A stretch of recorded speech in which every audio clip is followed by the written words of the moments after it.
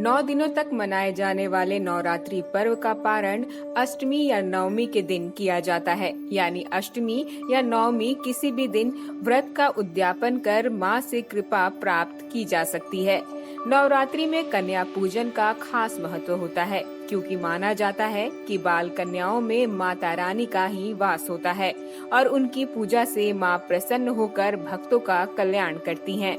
नवरात्रि में कुछ लोग अष्टमी के दिन व्रत का पारण करते हैं, तो कुछ नवमी पूजन के बाद ही व्रत खोलते हैं।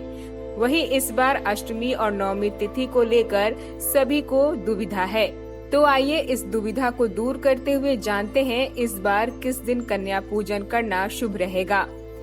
ज्योतिषाचार्यों की माने तो इस बार अष्टमी शुक्रवार यानी कि 23 अक्टूबर को दोपहर से शुरू हो जाएगी। दोपहर 12:09 से अष्टमी शुरू होकर अगले दिन यानी कि शनिवार को सुबह 11:27 तक रहेगी। इस लिहाज से महाअष्टमी का व्रत 24 अक्टूबर को होगा। अगर आप अष्टमी पूजते हैं तो 24 अक्टूबर को आप कन्या पूजन कर सकते हैं। वहीं महानवमी 24 अक्टूबर को 11:28 से शुरू होकर 25 अक्टूबर की सुबह 11:14 तक रहेगी। इसलिए नवमी पर कन्या पूजन रविवार को करना उचित होगा।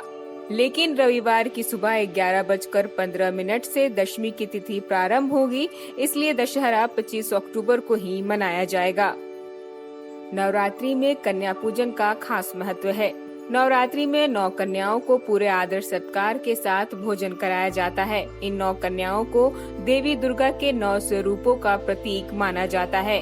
कन्याओं के साथ एक बालक को भी भोजन कराना आवश्यक होता है, क्योंकि उन्हें बटुक भैरव का प्रतीक माना गया है। क्योंकि माँ के साथ भैरव की पूजा आवश्यक है, इसलिए इस दिन कन्याओं के साथ एक बटुक को भी बैठाना जरूरी होता है। शास्त्रों के अनुसार कन्या पूजन करने से सुख, शांति और मोक्ष की प्राप्ति होती है।